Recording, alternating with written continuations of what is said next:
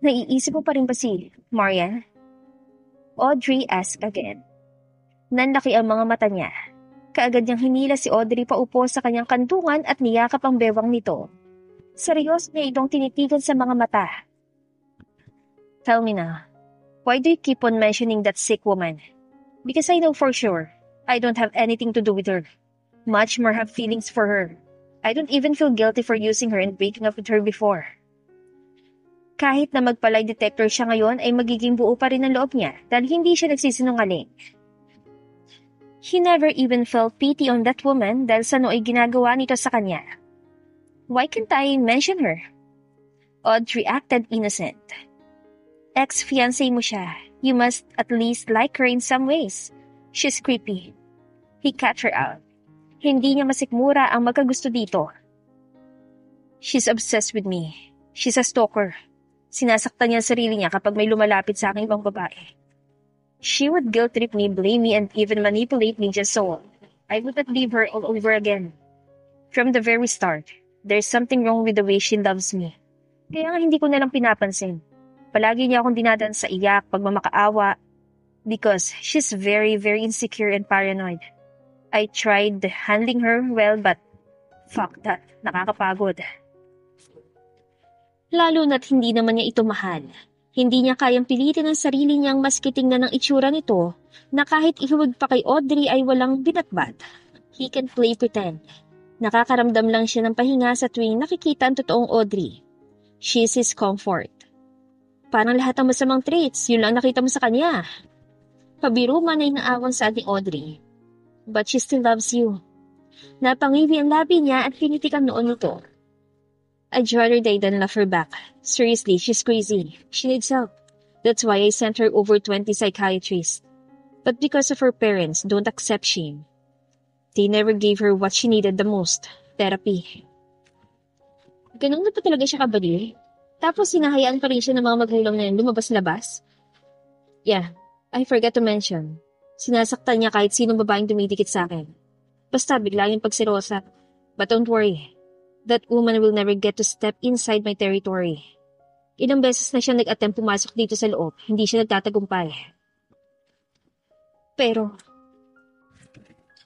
yumuko si Audrey, lumungkot ang mga mata nito. Hindi ba almost 4 years ago, noong magkasama pa tayo, madalas kayo nakikita ng dalawa? Naalala mo dati, nung sa club? Nagalit ka dahil kasama ko si Landers nung gabing yun, pero ikaw din naman kasama mo yung babae na yon. We fought that night. Yun yung araw na kumalat sa media ang relasyon nating dalawa dahil may nakapag-video. Zach immediately remembered. I don't know what you were thinking about me and Marian that time, and even now, the truth is, I was keeping her a secret from you. Ano? Talagang itatago mo pa siyang sikreto sa akin? Bakit naman? Hinampas nito ang dibdib niya. Nag-alinlangan siyang tumugon. Sandali pa siya napahinga ng malalim. Well, he can't do anything now but to admit it all. He has already confessed to Audrey 5 days ago. Pero dahil walang halong alak ay pinanghihinaan siya na ngayon ng loob. The truth was, ayoko malaman mong baliw ako sa'yo. That I even got myself your substitute just so I could fulfill the desire to have you in reality. Hindi siya makatingin ng diretso kay Audrey dahil sa matinding kahihiyang lumulukob sa pagkatao niya. I was always fantasizing about having you. I really thought that I could settle with someone who looked just like you. I didn't want you to know my schemes before. I'm afraid you'd think I'm also creepy and obsessed. I'm afraid you'd run away once you get to know who I really was. That's why I always kept myself cool and composed around you. And why would you think na matatakot ako sa'yo kung hindi malamig at formal ang trato mo sa akin, Aber? Tumaas ang isa niyang kilay at sinalubong sa wakas ang paningin nito. What do you mean? You already hate to be wed to me, much more acting like I'm a husband to you out of your own choice? Not to mention, ilang beses ko na narinig ang mga reklamo, gigil at inis mo sa akin. Kahit wala pa akong ginagawa. I never got to have a good honeymoon with you because you said you'd kill yourself if I touch, assault, or rape you. Since ayaw mo naman talaga makasal sa akin. Nagsimula lang siya noong magkaroon ng lakas ng loob na makipagtalik sa asawa noong pareho silang nalasing. Dahil para siyang babaliw kung hindi ulit magiging iisang katawan nila, ay hindi niya hinahayaang matigil iyon kung kaya't makailang ulit na silang nagsiping. Kaya naman ganoon na lang din ang ginhawa sa dibdib niya tuwing hindi umaayaw si Audrey o maski pagtulakan siya at ipahiya gaya ng palagi ang laman ng isipan niya. Kailan mo narinig ang mga salitang niya na lumabas mismo sa bibig ko? Seryoso at blankong emosyong tanong sa kanya ni Audrey. Napaisip siya at inalala ang mga nakaraan. Well, didn't you hate me? Nandilim ang mukha nito na ikinalunok pa niya. Oo, galit ako sa'yo pero nung hindi mo pa ako tinatrato na parang walang kakwenta-kwentang asawa. Pero nung ikinasal tayo, sinabi ko ba sa'yo yung mga salitang sinasabi mo sa akin ngayon? Pero sinabi sa akin ni Raquel lahat ng mga sinabi mong yon. Paninindigan niya. Pain flashed in his eyes. I just knew and felt your cold shoulder that I thought were my illusions. You're a stranger to me, Zach. Of course, I'll be wary and will treat you like one. Anya. Hindi ako magsisinungaling, oo. Natural na aayaw ko sa kasal na hindi ko naman talaga gusto. Lalo na sa mga naririnig kong usap-usapan tungkol sa'yo. Idagdag mo pa yung mga banta at pananakot ni Raquel sa akin. Isang maling galaw ko lang, magagawa mo na akong saktan. What? Nalukot ang mukha niya. I would never hurt you. Bakit naman kita sasaktan? Just look at the sizes of your bodies. I could never lay a finger on you. Why would Raquel say something like that? Yeah. Why would she say something like that to you against me as well? Nakita niya ang panggagalaitin nito. Because I swore, I never hated you when I finally saw the man I was destined to be married with. Napaiwas siya ng paningin at bahagyang lumambot ang mga mata. Ang alam ko lang, na in love na ako sa'yo nung nakita pa lang kitang nakatayo. Naghihintay sa akin sa harapan ng altar. His eyes widened. What? Come again? Ano sinabi mo? Zach thought for sure he's just hearing things. Pero dahil sanay na siyang palaging umaasa ay hindi niya pa rin pinakawalan ng maling pagkakarinig niya. Mas hinigit niya papalapit ang bewang ni Audrey. Halos yakapin na ito habang nananatili pa rin nakakandong sa kanyang dalawang hita. He looked at her desperately, wanting to hear the words he had just heard wrong. Hinawakan niya ang isang kamay ng asawa at marahan iyong hinahaplos na animoy nanunuyok. Naroon ang pakiusap na ningning sa kanyang mga mata. Audrey swallowed her saliva and bit her lower lip, and her face came very close to his. Nanlaki ang mga mata niya nang halikan siyang bigla ni Audrey sa mga labi. Walang pagkatubili niya iyong tinubunan. Nang lalaliman na niya ang halik ay ito rin namang pagbawi ni Audrey at paglayo sa kanya. Nang tignan niya ang asawa ay puno na ng mga luha ang gilid ng mga nito. May pag-aalala at taranta niya iyong pinunasan bago pa man magsibagsakan. What's wrong? I'm sorry. I didn't mean to. Paliwanag pa niya kahit hindi niya batid kung bakit siya nagsasorry. You heard it right, Zach. Suminghot ito habang sincero siyang tinitignan sa mga mata. Sino ba naman kasi hindi magkakagusto sa mukhang yan? I fell for you the day we got married, and I loved you. Hinawakan ni Audrey ang magkabilaan niyang mukha. Ang pagmamahal ko sa'yo may kasamang galit at hinanakit. For the way you coldly treated me, making me feel like I'm insignificant and only serve as your bed warmer. But for all I know, you never loved me. That's not true, Audrey. Hinawakan niya ang kamay nito sa kanyang pisngi at pinisilyon. Ganon na lang kalakas ang pagtibok ng puso niya. His chest is getting chaotic as he breathes heavily. I already admit it. Mahal kita, Audrey. Mahal na mahal kita. God knows how much I do. Please believe me. I never wanted our marriage to be like this. I never wanted to cause each other pain. I'm sorry, it's all my fault. I should have handled our relationship better. I should have found you way sooner before it reached this point. Transparent liquid occupied his warm eyes, and he could vaguely see Audrey's face. Pain struck him all over again. Kung mahal mo nga talaga ako, magagawa mo bang ipaliwanag ang nangyari sa inyo ni Marian? Audrey asked him. Muli na naman siyang nabalutan ng pagtataka dahil sa muling pagbanggit ng pangalan ng baliw na babaeng yon. Dahil mahal kita, Zack, at daladala ko sa sinapupunan ng anak nating dalawa. Hindi ako maladling babae na bigla-bigla na lang sasama sa ibang lalaki ng walang dahilan. She cried in his arms. I felt weak the moment I saw you and Marian having sex in our own bedroom. Wala akong matakbuhan. Pakiramdam ko gumuho ang mundo sa sakit ang naramdaman ko. Landers offered me everything that world failed to give me. I was so weak and I fell into his trap. Sumama ako sa kanya dahil akala ko gagaling ang sugat ng mga naipon sa puso ko. Pero lalo lang lahat ng yun lumaki. Audrey let out a loud cry, as if she had endured years of pain. She couldn't finally hold back and burst out suddenly. Parang binuhusan ng malamig na tubig si Zack sa kinauupuan. Ganoon na lang ang pamumutla ng kanyang mga labi. He could hear the loud drumming of his beating heart. Ang mga kamay niya ay nagsimula ng manginig sa matinding lamig na naramdaman. Ganoon din ang kanyang mga labi, na kanina pang bumubuka subalit walang salita ang lumalabas. Sa mga sunod-sunod na narinig mula sa asawa ay hindi niya alam kung anong uunahin. Para bang lahat ng mga salitang iyon ay gusto niyang iproseso sa kanyang isipan, pero hindi niya magawa. Hindi niya alam kung saan magsisimula.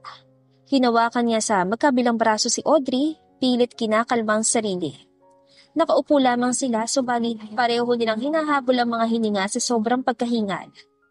He could feel Audrey's body shaking while continuously bursting her tears out. Nang sa wakas ay magawa niyang makabawi sa labis sa pagkagulat, ay mahigpit niyang niyakap ito at sinubsob ang mukha nito sa kanyang dibdib. I never had sex with anyone in our bedroom but only you. I never even once brought that woman inside our mansion. Please, I never did any of that, believe me. Noong mga panahong hindi tayo magkaayos dahil sa iskandalo na kumalat sa media, hindi ba't hindi ako umuwi nun? But we have already made out. Muli niyang sinalubong ang mga mata ni Audrey. Pilit niyang nililinawan ang mga mata niya upang makita ito ng klaro. She told me, you would forgive me, right? Kahit nalasing ako nun. Naalala ko pa rin na nagkaayos tayo, kaya hindi ko matanggap na bigla akong umalis. Zack, hindi ako yun. She almost wanted to yell at him, but because she was hurting, her voice had already become broken. Hindi ako yung babaeng yun. Si Morgan yung babaeng nasa kama mo ng gabing yun. At yun ang nasaksihan ko. What? What are you talking about? Magkakasunod na tumulo ang mga luhan. But Audrey wasn't mad. She's just hurting looking at him right now. Nagawa pa nitong punasan ng mga luha sa mga mata niya. I already know it all, Zack. Kinumpirma ko lang ang sa tingin mong nangyari nun. Pinigilan niya ang kanyang mga luha at may inilabas sa piraso ng papel. And you deserve to know the truth about what happened in the past too.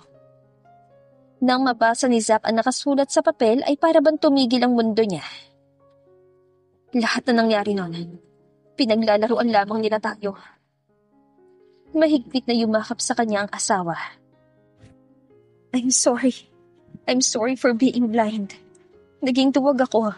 Tumakas at inabandona ka nang hindi mo nalalaman kung bakit. I was hurt from my own perspective, but I didn't get to know the whole story yet. I'm sorry. Dahil maging ang anak mo ay pinagkiit ko sa iyo ng matagal na panahon. Patawarin mo ako dahil pinili kong sumuko ng hindi lumalaban, Zack. Magkakasunod na butil ng mga luha ang nagsibagsakan mula sa mga mata ni Zack.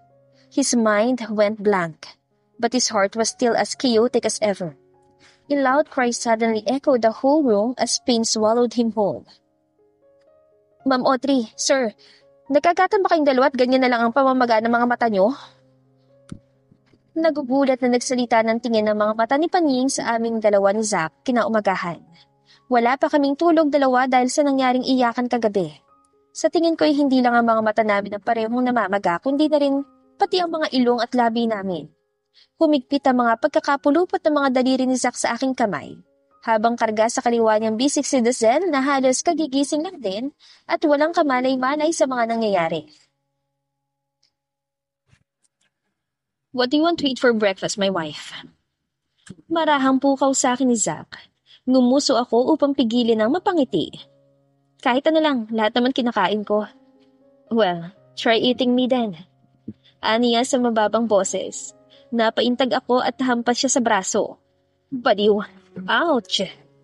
Umakto siyang nasaktan kahit halata sa boses niyang wala siyang naramdaman. Hindi ko napigilan ang pagtaas ng magkabilang sulok ng labi ko. Try ko mamaya. Agad na umaliwala sa mukha niya. Sumilay ang magaganda niyang ngiti. Really? Oo nga. Naramdaman ko ang pag-init ng magkabila kong pisngi saka napaiwas ng paningin. Nagtama ang paningin naming dalawa ni Paning, halata pa rin sa mukha niya ang gulat. Ilang beses siyang kumurap-kurap bago napakiramdaman ng armonya sa ere. Oo siya. Pumesto na kayo sa dining room at pamamadaliin ko na si Freya sa pagluluto. Natataranta niyang saad bago magtungo sa direksyon ng dirty kitchen. Naupo ako sa katabi ni Zack habang kinakantong niya sa kanyang hita si Dazel. Hindi gaya noong magkaharapan kami nakaupo. Shall we go shopping and buy everything you need? Tanong ni Zack sa akin. Pwede? Kailan? Nagugulat at nananabi ko ring tanong. Papayagan mo na akong lumabas? Lumambot ang ekspresyon sa mukha niya. Why not? I'm sorry for keeping you locked up here. I'm too toxic. I'm sorry. Humalik siya sa akin pisngi. Forgive me? Hinuli ko ang labi niya at dinampian din siya ng halik sa labi. No, thank you for locking me up here. Isipin mo na lang kung hindi mo yung ginawa. Mahuhuli na naman ako sa patibong ni Raquel. Napaisip siya at agad ding nakahinga ng maluwag. Dahil sa totoo lang, kung hindi niya ako hinanap o kung hindi niya ako kinulong dito sa loob at hindi hinahayaang makapasok si Raquel, ay matagal na akong patay. Hindi ko malalaman ang kahahantungan ko kapag muli pa akong mapasa kamay ng traidor na babaeng yun. Subalit base sa mga pinagdaanan ko kay Landers, para bang gusto na niya akong wakasan matapos pahirapan. At isang araw ay malalaman ko rin kung bakit ang ginagawa lahat ng ito. Hindi lang sa akin, kundi na rin kay Zack. Let's go out tomorrow. Anyaya niya. Bukas agad? If you want to, bilhin natin lahat ng kailangan mo at ng anak natin. We will also have to buy decorations for his room and we'll have to buy everything we need for our new bedroom. Let's not do anything for this whole week but shopping, shall we? Naroon ang pananabik sa boses niya. Then, can you let me decorate your mansion? Outdated na ang mga gamit dito sa loob eh. Marami din ang kailangan baguhin tapos ayusin, lalo na sa living room. Wala nagbago 3 years ago. Itong dining room, bakit ba lumiit lamesa mo at naging 4 na lang ang upuan? Sunod-sunod ko pang sabi at napatawa siya. More than 3 years ago, you said I should change the table if I wanted you to sit closer to me. Nakalimutan mo na. Iniligay niya ang kamay niya sa aking hita at marahan yung pinipisil. Don't ask for my permission starting now. You can do whatever you want in this mansion. Dahil hindi lang ako may-ari nito, tayo. We're still and we'll be legally married. Ganon? Pinigilan kong mapangiti ng malaki sa kabila ng kiliti sa aking lalamunan. So, hindi na kita master? Hindi mo na ako alipin? Asawa na tayo? Tinusok-tusok ko lang ang tagiliran ng bewang niya na agad niyang kinatiklo. Hey, stop it wife, yung anak natin. Ginawa niya pa iyong excuse. Samantalang humahagik-hik ng tawa si Dazel dahil naaalog siya sa kantungan ng kanyang papa sa pag-iwas ito sa aking daliri. Ano nga, sagutin mo lang ang tanong ko eh. Panunokso ko pa. Of course, we have a husband and wife relationship, not a master-slave. Kinaragan niya si Dazel at pinansalag sa akin. Natutuwa naman akong tumigil saka dinampihan ng halik sa noo ang anak namin. Mama and Papa are going to bring you to the mall tomorrow, okay? We will buy you many toys. Lego! Lego, Mama! Matining na boses niya pang sigaw na makarinig ng laruan. Okay, how many Legos do you want? 2! No, 3! Nagbibilang pa siya sa daliri, ngunit 4 naman ang daliring nakatayo. Kontraryo sa kanyang sinabi. Narinig ko ang pagtawa ni Zack. Let's just buy all the Legos. Don't pressure our son. Pressure talaga? Hindi ko maiwasang mapatawa lalo. Kahit na alam kong pinaniniwalaan ni Zack ang sinabi kong anak niya si Dazelle, ay pinipilit kong muli niyang isabak sa personal ang pagpapa-DNA test nilang dalawa. Dahil questionable ang hindi pagmamatch ng DNA nila. Pumayag naman siya, ngunit sinabi sa tingin niya ay alam na niya ang dahilan ng hindi pagmamatch na result, na hindi pa naman niya sinasabi sa akin. Ang importante pa lang sa ngayon ay tinatanggap niya ng buong puso ang anak naming dalawa, at masayang-masaya ako doon. Lahat ng mga pangamba at takot ko noon ay naglaho na parang bula. Hindi kalaunan ay dumating na si Paning kasama ang mga pagkain. Naroon pa rin ang gulat at hindi makapaniwala sa kanyang itsura. Pati si Eza na siya naglagay ng ibang mga putahe sa ibabaw ng lamesa. Lihim ko pa siyang minisihan ng nakakaloko at nagpahiwatig na siya namang ikinapangit ng ekspresyon sa mukha niya.